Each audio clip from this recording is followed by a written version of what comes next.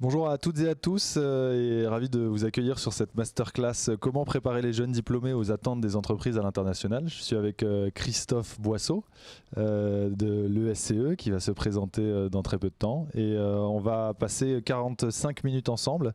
Vous pouvez poser toutes vos questions dans le chat et cette séquence est streamée, donc vous pourrez la revoir. Elle est aujourd'hui en direct mais vous pourrez la revoir par la suite. Je vais laisser du coup Christophe Boisseau, directeur général de l'ESCE International Business School, se présenter. Merci beaucoup, bonjour à tout le monde. Donc Christophe Boisseau, effectivement je dirige l'ESCE, qui est l'école supérieure du commerce extérieur. C'est une école qui amène les étudiants à faire une carrière internationale avec un réseau sur les 5 continents d'alumni. Alors ma place ici, c'est surtout pour parler avec vous des compétences qu'il faut maîtriser aujourd'hui à l'international, sachant que c'est un sujet qui est très fluctuant parce que les compétences qu'il fallait avoir il y a 2 ans, celles qu'il faut aujourd'hui, celles qu'il faudra dans 2 ans seront sans doute différentes encore. Donc naturellement, ces compétences, elles peuvent s'appliquer, et c'est notre métier dans l'enseignement supérieur, aux jeunes diplômés, à ceux que l'on va mettre à disposition du marché du travail pour que chacun des entrepreneurs et des dirigeants d'entreprise puisse trouver des compétences efficaces pour, on appelle ça les fantassins de l'export, pour nous à l'ESCE, puisse aider les entreprises à se développer à l'international. Mais ça s'applique aussi parce que ça emmène un certain nombre de réflexions aux salariés actuels, à la façon dont on travaille avec les salariés actuels, à la façon dont on va les monter en compétences, dont eux-mêmes vont avoir des exigences qui vont être changeantes avec le temps. Donc on peut avoir une réflexion qui dépasse le cadre de la conférence qu'on a mis, qui est autour des jeunes diplômés mis à disposition des entreprises.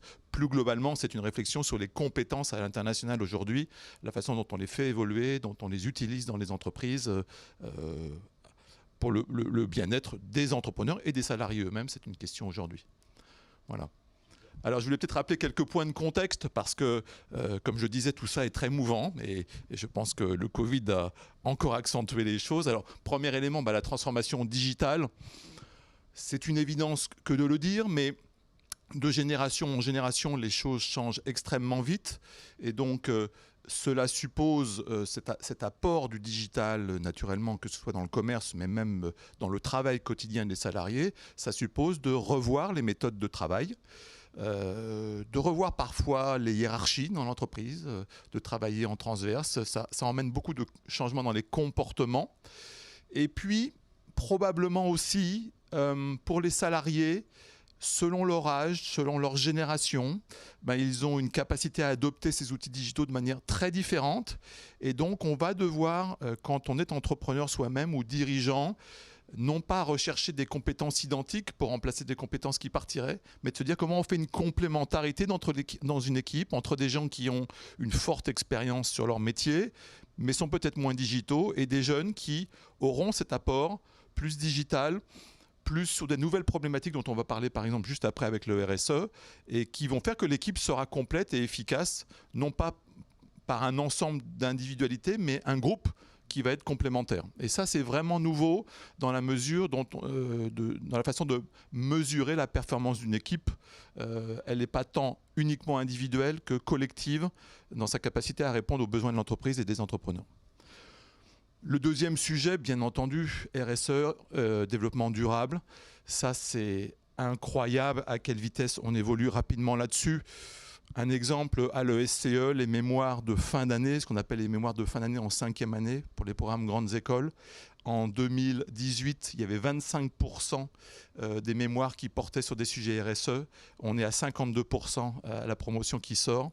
Ça veut dire que plus d'un jeune sur 2, le sujet de sa fin d'études, c'est un sujet RSE. Qu'il soit appliqué au développement international, qu'il soit appliqué à la réflexion sur comment on change les supply chains à l'avenir dans l'entreprise. Donc, que ce soit sur la façon dont on gère les êtres humains dans l'entreprise, etc., que ce soit des questions d'éthique, naturellement, très importantes qui se posent aujourd'hui, notamment dans les échanges internationaux. Donc, cet ensemble-là, lui aussi, il est là depuis quelques années, mais une accélération formidable depuis 2 ans sur ces sujets. Les tensions sur le marché du travail, alors on n'arrête pas de parler de ça en France depuis quelques mois. Il y a évidemment des métiers en très forte tension. Et puis globalement, c'est un marché qui s'internationalise sur certaines fonctions. Et donc, il y a cette capacité que doivent avoir les entrepreneurs à aussi séduire des futurs salariés pour les faire venir, et avec des thématiques qui ne sont pas forcément celles qu'on avait quand on était il y a une vingtaine d'années, où on cherchait un métier qui nous intéressait sur le fond, peut-être moins tout l'environnement qui va avec aujourd'hui, qui est aussi extrêmement important. Capacité à séduire, à faire venir, et puis capacité aussi à assurer une pérennité dans les équipes, parce qu'on a des générations aujourd'hui qui développent leurs propres compétences, conçoivent leur carrière dans la durée et se projettent sûrement pas forcément 20 ans dans la même entreprise. Et donc quand on est manager, il y a cette nécessité de gérer dans le temps l'équilibre d'une équipe, avec des départs et des arrivées beaucoup plus fréquents que dans le passé. Et puis enfin, il y a les attentes des employeurs et des salariés qui ont évolué formidablement avec le Covid. Je pense qu'on l'a tous senti. Naturellement, les salariés qui ont fait du télétravail, par exemple, ont découvert qu'en faisant 1 heure de moins de trajet le matin, 1 heure de moins le soir, ça faisait 2 heures de plus dans la journée pour travailler un peu plus ou avoir un équilibre vie-travail un peu plus satisfaisant pour eux. Et le retour à temps plein, par exemple, au travail est assez compliqué. Donc il y a forcément des questions autour de ça. Mais plus globalement, c'est l'ensemble de ce que ressentent les salariés qui est bouleversé. Et puis, il y a l'employeur lui-même, le dirigeant, le manager, l'entrepreneur, qui lui-même a vraiment besoin de sens dans ce qu'il fait. Je l'écoutais dans toutes les conférences de ce matin sur Big. C'est incroyable de voir à quel point il y a cette nécessité de prendre du plaisir dans son métier d'entrepreneur. Tout le monde l'a dit ce matin, on travaille entre 60 heures et 100 heures par semaine. En général, 365 jours par an pour ceux qui sont en pleine puissance de montée de leur entreprise. Évidemment, il faut avoir un sens énorme là-dessus. Et donc ça fait partie aussi de ces contextes nouveaux. Alors, ça a un impact après sur les compétences que l'on attend des futurs managers à l'international ou des salariés plus simplement. Alors, pour commencer simple, je mettrai quelques termes. Là, je commence très simple parce qu'après, vous allez voir qu'on va rentrer dans une logique de vraie réflexion de ce que font les entreprises aujourd'hui sur comment présenter les compétences, comment les lister, comment les évaluer. Mais déjà, on sent des termes qui sont partagés, parfois avec des synonymes, pas forcément exactement ce terme-là, mais ça tourne toujours autour de 6 grandes clés de réussite. Avoir l'esprit d'équipe. Ça fait un petit peu écho à ce que je disais tout à l'heure, sur le fait que c'est une équipe qui produit la performance et qu'on n'est plus dans la nécessité d'avoir raison dans une équipe. Ça n'a plus beaucoup d'intérêt. On n'est plus à une époque où on fait des mails pour se protéger. Je l'avais bien dit, vous voyez, je vous écris, je vous avais bien dit qu'on allait rater parce que telle chose. Ça ne sert à rien. En fait, il faut convaincre l'équipe de ce qu'on pense. Avoir raison après, ça n'a pas beaucoup d'intérêt. Et donc tout ça, naturellement, c'est un élément important et ça se travaille dans les formations, ça se travaille en entreprise, ça se travaille par un état d'esprit d'équipe réel. L'autonomie, naturellement, parce que là aussi, on peut dire qu'aujourd'hui, quand on embauche un manager, la logique serait que plus il est autonome, plus il va pouvoir avancer vite dans sa fonction, plus il y aura juste une forme de contrôle pour être sûr qu'on va toujours dans la même direction stratégique, mais plus le manager de cette personne pourra lui-même avancer très vite dans ses options et dans ses développements. Donc la partie autonomie est beaucoup plus forte peut-être que par le passé, et ça tombe bien parce que ça correspond souvent aux attentes des nouvelles générations qui entrent sur le marché du travail, qui veulent être autonomes, qui veulent avoir leur sphère de décision, qui veulent faire leurs essais, leurs erreurs, ne pas être sanctionnés pour toutes les erreurs, être sanctionnés pour des erreurs éventuellement de difficultés de marché, mais pas pour des erreurs naturellement personnelles. Évidemment, si on ne travaille pas assez, c'est une erreur, on doit être sanctionné. Si on travaille suffisamment après que le marché en a jugé autrement, on ne doit pas être sanctionné. Hein. Donc c'est toute la question de la gestion de l'autonomie par le manager aujourd'hui est importante. La question de la gestion du risque, j'en parlais à l'instant. Hein. Naturellement, il y a une prise de risque qui doit être croissante. La valeur apparaît quand la notion de risque est réelle et que l'entreprise ose l'innovation et va dans cette direction. La capacité à convaincre, là aussi, c'est un thème qui revient souvent dans la bouche des dirigeants et dans les différentes enquêtes que l'on ressent. Il y a une dimension marketing et communication, il y a une dimension prise de parole. Les jeunes générations, de toute manière, maintenant, savent beaucoup mieux pitcher que dans le passé. Donc, convaincre en relativement peu de temps de leurs idées. Donc, je pense que ça, c'est un élément qui est pas trop compliqué à maîtriser par les nouvelles générations. Et puis globalement, l'adaptabilité, alors ça prend le terme parfois de résilience, enfin il y a tout un vocabulaire autour qu'on a vécu au moment du Covid.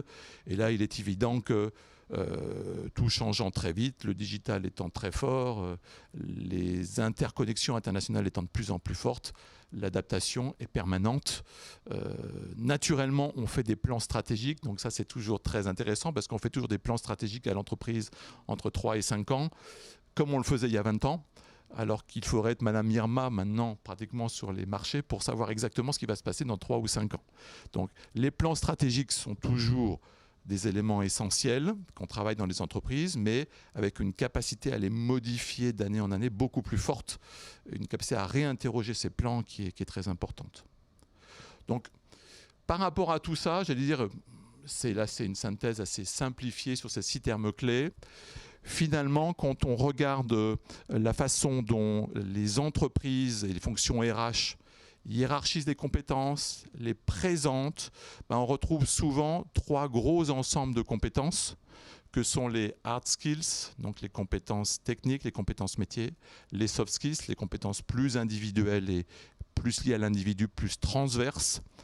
Qu'est-ce qu'il faut pour être un bon manager du futur, quel que soit mon métier. Et puis les compétences linguistiques, les compétences en langue. Et après, à l'intérieur, on a un travail très précis d'identification des compétences.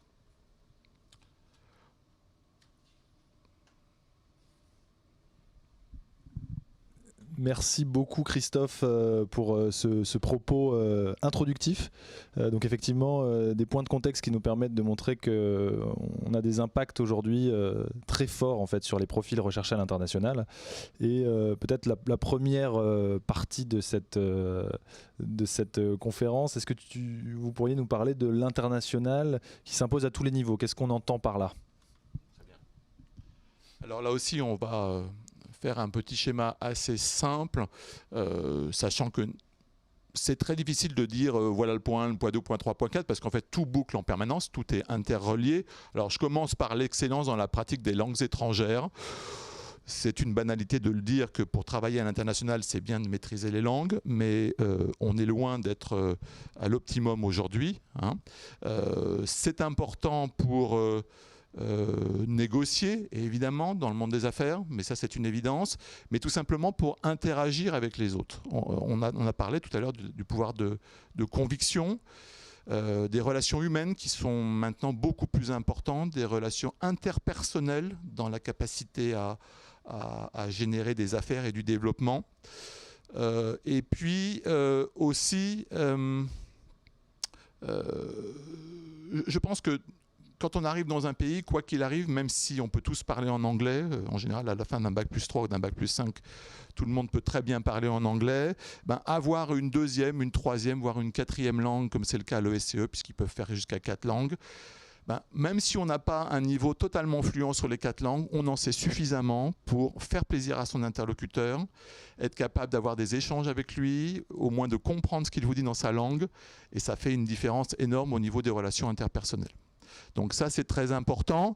Et c'est d'autant plus important qu'en fait, de plus en plus, dans les grands programmes de formation, que ce soit à l'université, moi j'étais vice-président de l'université pendant des années, directeur des départements de sciences de gestion, ou dans les écoles de commerce, il y a plutôt eu une tendance à avoir plutôt moins d'heures de langue, en se disant que finalement, ce n'était pas le rôle des formations de former aux langues, que le rôle c'était de former à la gestion, aux affaires, et que les langues, c'était un chapitre que chaque individu finalement devait travailler personnellement.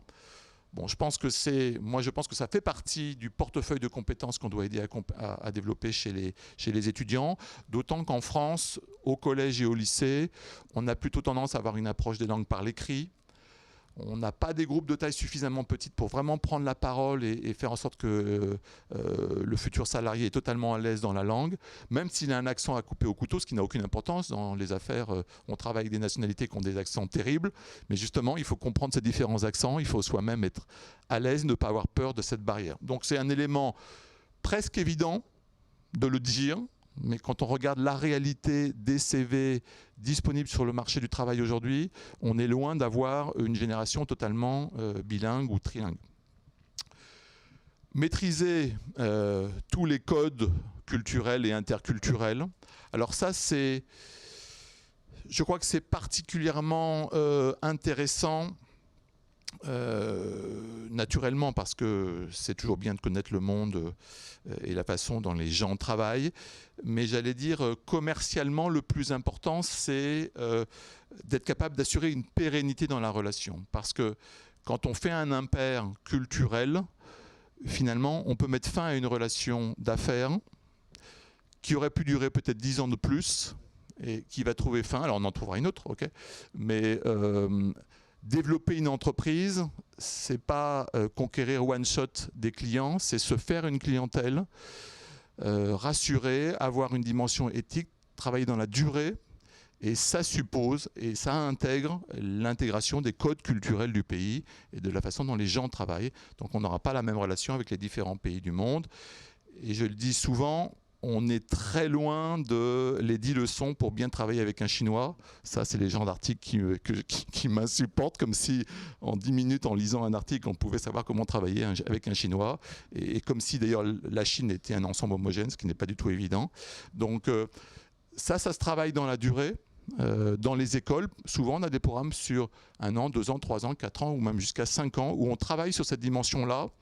Et on va vraiment comprendre ce qui se passe dans les différents pays du monde de manière qui ne soit pas superficielle. Tout ça suppose évidemment de la pratique, donc de multiplier les expériences professionnelles et humaines. Et ça, vraiment, par rapport là aussi à 10 ou 20 ans, il y a des moments dans la vie des étudiants extrêmement nombreux où ils vont avoir des expériences internationales. Il va de soi que dans les stages, de plus en plus de stages sont à l'international. Il y a les échanges académiques qui se sont formidablement décuplés par rapport à ce qu'il y avait il y a 20 ou 30 ans où pratiquement on allait en Amérique du Nord et puis c'était à peu près tout. Maintenant, tous les pays du monde sont ouverts avec des choses extrêmement intéressantes dans les échanges académiques. On a des très beaux échanges en Russie, en Asie. Bon, il y a des choses qui sont extrêmement intéressantes à aller découvrir. Et puis, il y a plein d'expériences, les VIE, évidemment, les VIE proposés aux étudiants à Bac+5 et plus récemment dans les circuits courts à Bac+3 sont des expériences extraordinaires quand on veut avoir une carrière internationale. Les missions humanitaires, les expériences en ONG, les expériences caritatives qui là aussi attirent beaucoup nos étudiants. C'est excellent pour comprendre le monde d'aujourd'hui et se doter des compétences pratiquement sur le terrain et rencontrer les autres générations. C'est aussi dans les écoles et dans les universités, les échanges académiques sont très importants parce que souvent les étudiants se réfèrent au beau book des alumni, des anciens, en disant j'ai une école, il y a 20 000 anciens, 30 000 anciens. Le vrai réseau qu'on se fait, c'est celui qu'on se fait pendant ses études, pendant sa vie en études. Donc si dans son campus, on reçoit 50 nationalités étrangères et qu'on commence à être amis avec certains qu'on va fréquenter pendant une année, ces mêmes personnes, on va peut-être les retrouver 2 ans plus tard dans leur propre fac, dans un autre pays. Et ces gens-là qui ont 17, 18, 19 ans ou 20 ans aujourd'hui, quand ils auront 30 ans, dans leur pays, ils seront en fonction de management et de direction aussi. Et ça sera le vrai réseau. Beaucoup plus que celui dans un annuaire qui est un peu lointain et d'une génération qui n'est pas forcément la vôtre et plus difficile à contacter, hein, cette notion de distance sociologique. Donc ça, c'est quelque chose qui est très important. C'est très important et c'est une exigence croissante des étudiants. Vous savez qu'il y avait une époque où pour faire une école de commerce, on faisait beaucoup des classes prépa. Donc on passait le bac, on bachotait beaucoup pendant 2 ans. Sans avoir beaucoup de contact avec le monde de l'entreprise encore pendant 2 ans. Et c'est simplement après qu'on commençait des expériences. Avec les formations post-bac, dès 17-18 ans, on va rentrer dans une formation par exemple en 3 ans ou en 5 ans où on peut avoir déjà des expériences, très souvent dès la 2e année. Et puis depuis quelques années, on permet même aux étudiants de partir en expérience dès la 1re année. Donc ça veut dire que très jeune, on va aller en échange académique, ça peut être une simple summer school ou ça peut être d'autres choses un peu plus compliquées, un peu plus centrées sur les matières de gestion du futur, de découverte de l'entreprise. Mais dès la 1re année, donc quand on a 17-18 ans, on peut partir et faire ça pendant 5 ans, faire des doubles diplômes. Donc la variété de ce qu'on propose pour monter en compétence sur cette partie pratique est très importante. Et enfin, je vous dis ça boucle, hein, donc il n'y a pas forcément de fin, je reviens juste sur le dernier point, la compréhension des enjeux géopolitiques. Ça c'est extraordinaire parce que dans toutes les universités ou dans les écoles, quand on fait les entretiens d'admission, on se rend compte que finalement, dans le monde d'aujourd'hui, on est habitué à avoir assez peu de profondeur. Je m'explique.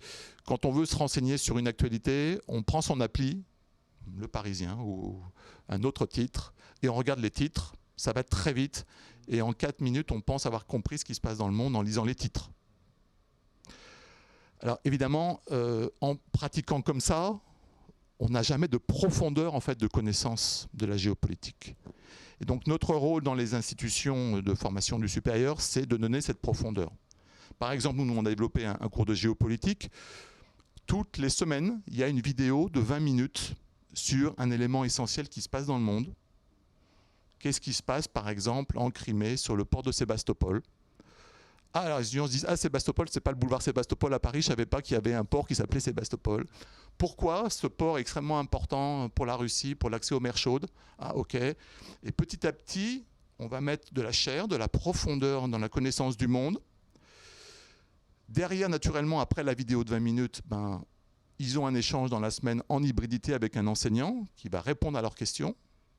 Mais ils vont déjà arriver avec des questions. Et puis, ils ont toute une bibliothèque numérique, ils cliquent sur des liens, ils ont des lectures à faire. Les vidéos sont d'excellents vecteurs aujourd'hui pour développer les compétences des étudiants et leur donner envie de lire. Si vous dites à un étudiant aujourd'hui, lis des articles, il ne va jamais le faire. Si vous mettez une vidéo de 20 minutes avec 3 lectures derrière, pas trop longues, il clique sur le lien, il a la lecture, il va le faire.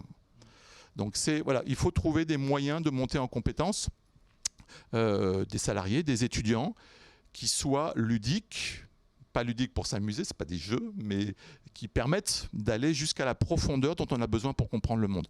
Et quand on fait ces cours de géopolitique, par exemple, pendant 5 années dans un programme à Bac+5, au bout de 5 ans, on a une profondeur de connaissance des enjeux politiques du monde qui est énorme.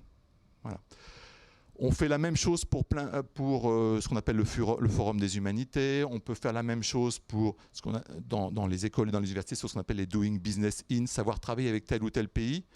Par exemple, nous travaillons avec les conseillers du commerce extérieur de la France, les 2400 femmes et hommes qui, sur l'ensemble du territoire mondial, aident les entreprises françaises à se développer. Nous enregistrons avec les conseillers des vidéos de 20 minutes là aussi, sur savoir commercer avec telle ou telle ville du Brésil par exemple, sur toutes les dimensions, et puis petite lecture, etc. Donc ce sont des modes pédagogiques différents, ce ne sont pas des cours en salle, hein, mais ça représente maintenant à peu près 30% des maquettes de cours, souvent dans les formations, où on a cette profondeur qu'on va aller chercher. Beaucoup de nous avoir présenté cette première partie. Une deuxième partie qui va maintenant être consacrée au développement de l'individu, qu'on va placer au cœur de la formation. Donc vous allez nous en dire un peu plus sur ce sujet. Alors c'est un sujet que je trouve passionnant parce que pendant des années, on faisait confiance à tous les organismes de formation pour créer le programme type idéal. D'ailleurs, à une époque, on avait même l'impression qu'on disait un master en sciences de gestion, ça doit être ça. Le matin à 8h, on fait ça, le soir. Maintenant, on se rend compte que finalement, l'individu, il doit avoir la place centrale lui-même dans la façon de se former. S'il n'a pas envie de faire ça à 8h et qu'il veut le faire le lendemain à 14h, il faut que ce soit possible. S'il a envie de commencer un programme de formation en français parce qu'il n'est pas encore assez à l'aise en anglais, mais qu'on va lui donner des cours d'anglais accélérés pour que dans un semestre, il rejoigne l'English Track et il soit capable de faire toute sa formation en anglais, ça sera parfait. Donc tout doit permettre à chacun de construire son parcours, il doit y avoir des choix. Le seul objectif, c'est qu'au maximum, on arrive au maximum de monter en compétences sur les compétences nécessaires pour exercer à l'international. Et c'est pas simplement aller à des cours, bachoter, passer une interro, passer à la matière suivante. C'est plus du tout la logique scolaire. C'est une logique de construction de soi. Et c'est très apprécié par les étudiants quand ils arrivent dans le supérieur parce qu'ils se rendent compte que voilà, le timing par rapport à l'employabilité, il est beaucoup plus court, il arrive. Donc quand c'est 5 ans, c'est un peu loin encore, mais quand c'est 2 ans, ça va très vite. Et cette construction, elle doit se faire maintenant de manière sérieuse. Alors, comment ça fonctionne ? Il y a 3 étapes. Clairement, il faut régulièrement identifier quelles sont les compétences clés qu'il faut maîtriser pour exercer un métier. Alors, c'est naturellement évolutif parce que les métiers changent. De nouveaux métiers apparaissent, d'autres disparaissent. Certaines compétences des métiers anciens restent quand même dans les nouveaux métiers, mais d'autres choses apparaissent. Donc, ce sont des ensembles un peu complexes.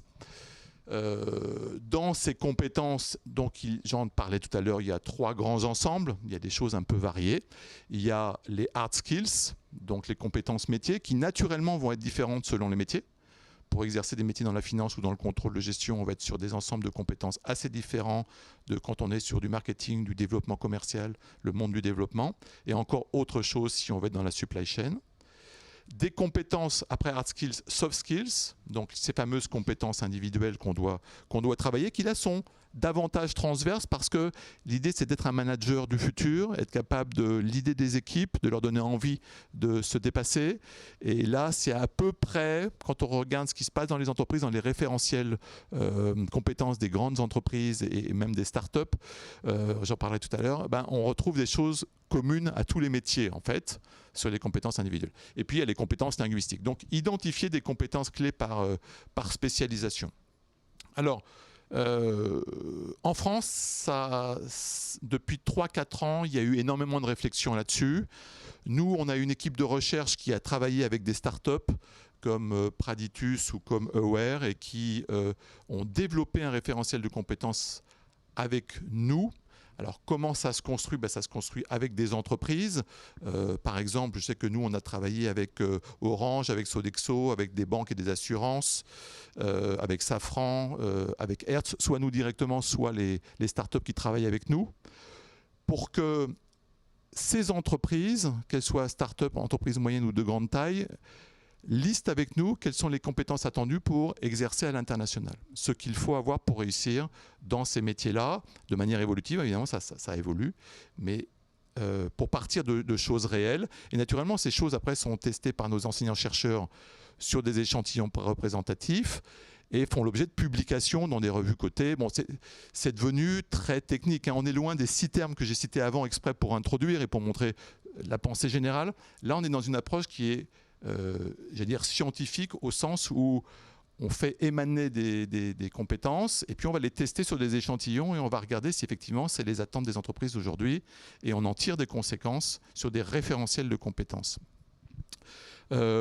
Donc il y a nos travaux qui ont été très avancés. Il y a aussi un très beau référentiel qui a été fait par la FNEJ et par ONEJ sur les référentiels compétences, beaucoup avec l'aide des universités et des IE aussi. Et puis il y a aussi tous les travaux de France Compétences, vous en avez entendu parler sans doute, sur ce qu'on appelle les blocs de compétences, comment on crée des formations par bloc logique de compétences qui se compensent et qui s'enrichissent.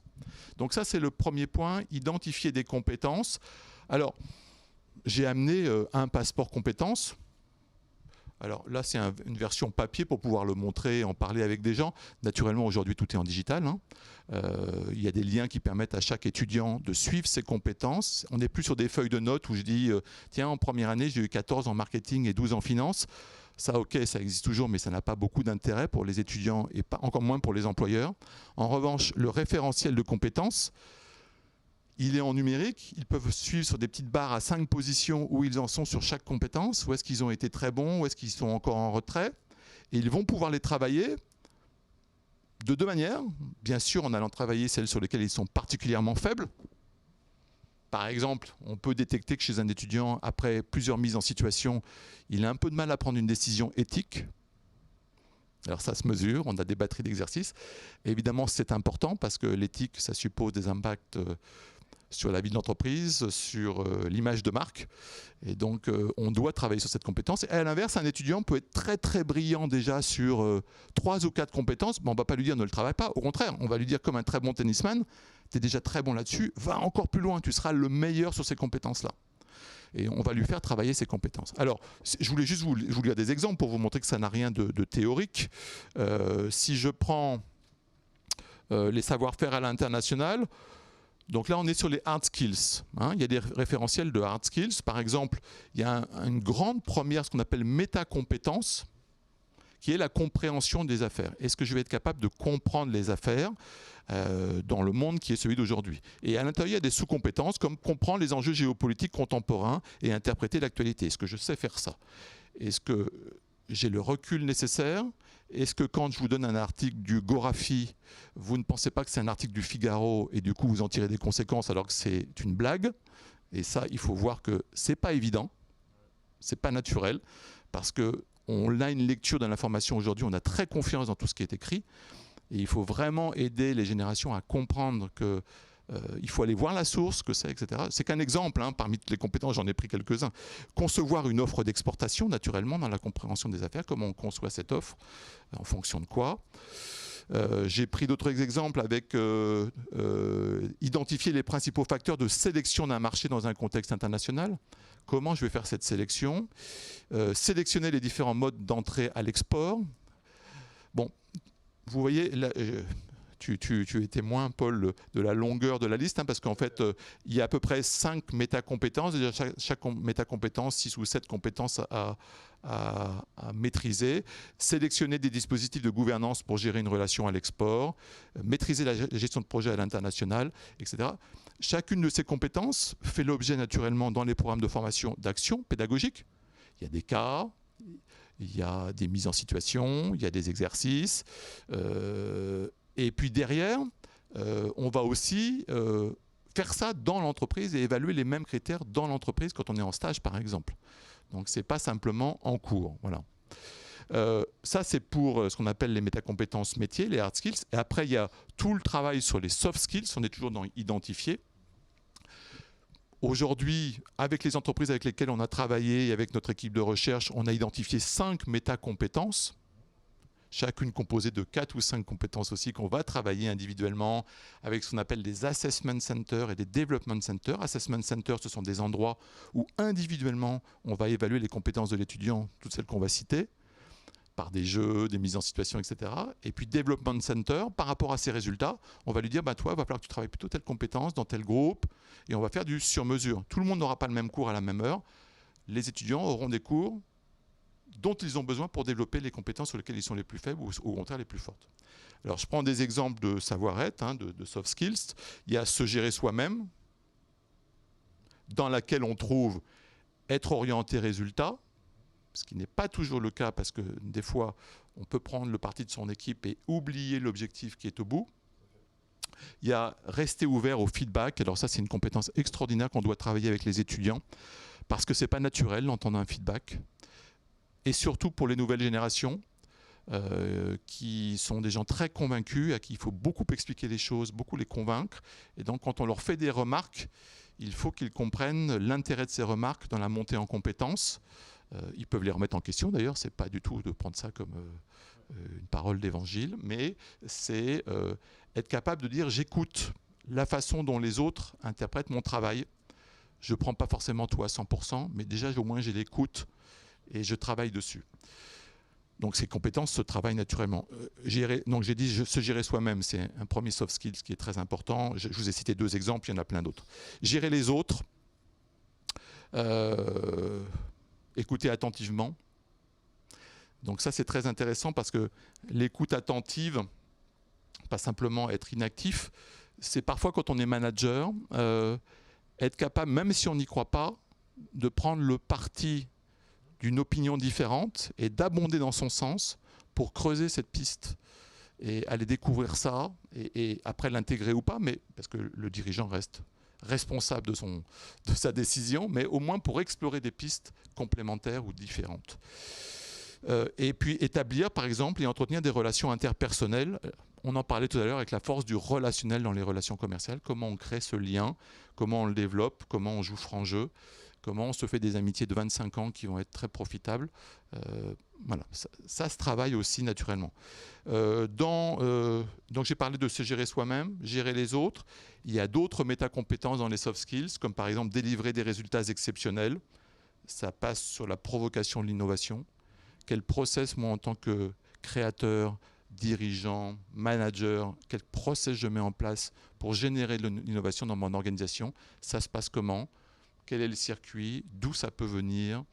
Comment c'est suivi et réellement intégré jusqu'au bout, jusqu'au dernier mètre? Parce qu'il y a beaucoup d'innovations qui avancent beaucoup, puis dans les derniers mètres, ça s'arrête et elle n'est pas mise en place. Voilà. Comment on gère tout ça?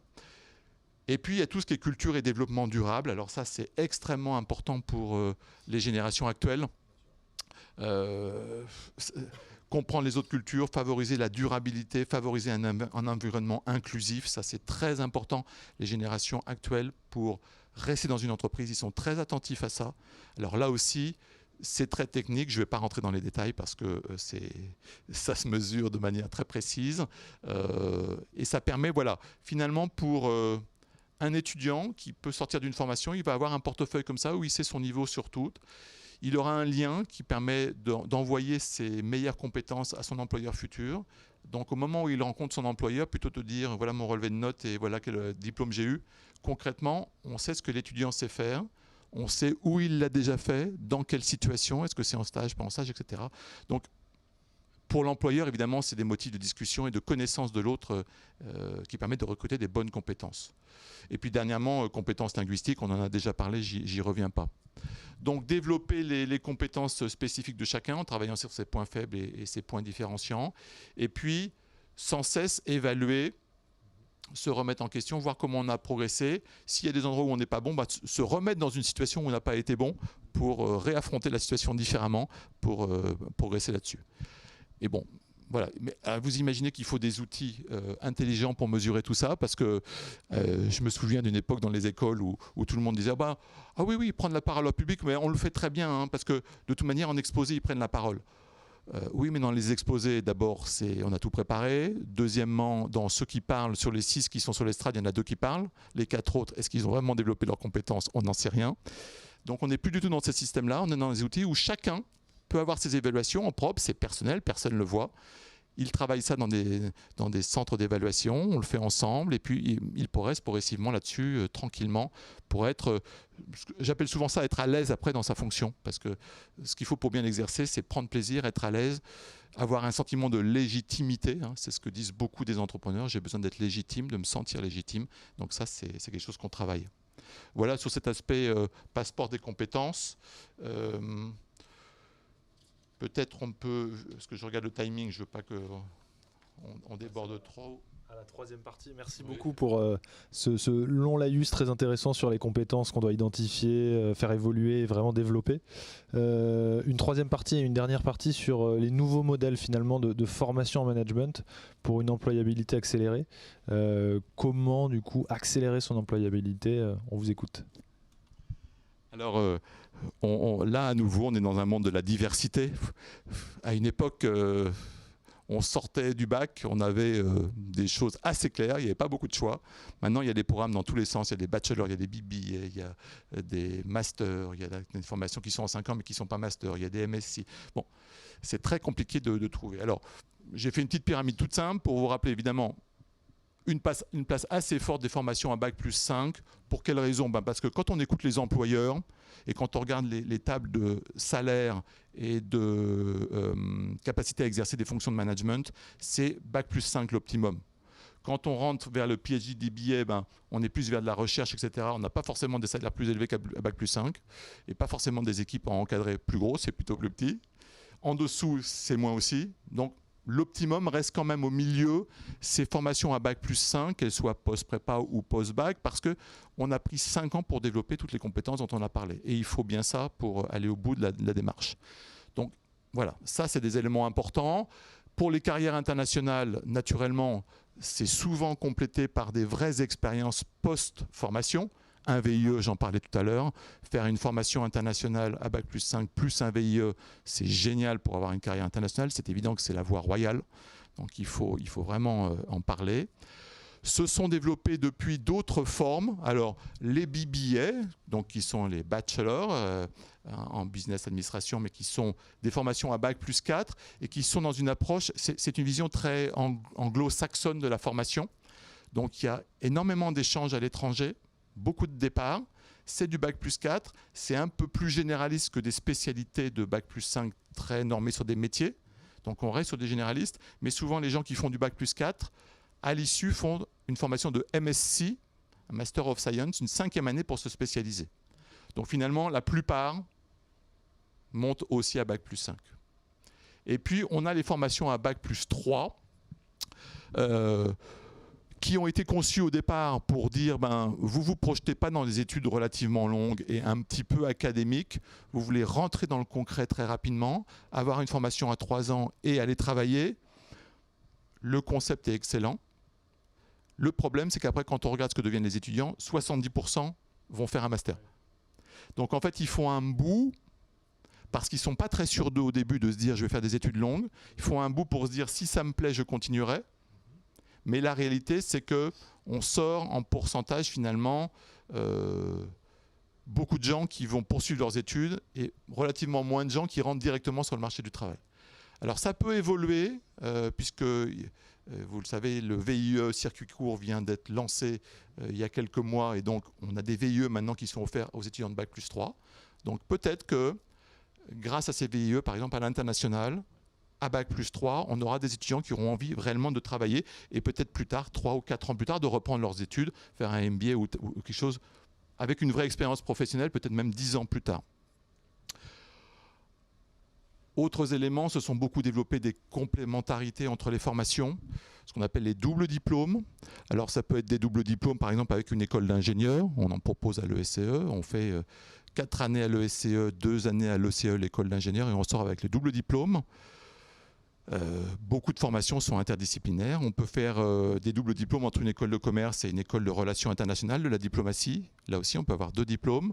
Donc ça correspond bien à cette volonté des étudiants de ne pas être dans un tube, dans une seule discipline, et de se dire, moi je me sens un peu à cheval sur plusieurs disciplines. Ça correspond bien au nouveau bac aussi, avec les spécialisations qu'il offre. Donc un étudiant peut se dire, j'aime bien moi l'économie et la gestion, mais j'aime bien aussi les relations internationales et la géopolitique. Je voudrais un diplôme qui reflète les deux et trouver un métier autour de ça. Donc ça se développe beaucoup. Et puis il reste la cerise un peu sur le gâteau, c'est tous ceux qui veulent faire un PhD ou un DBA.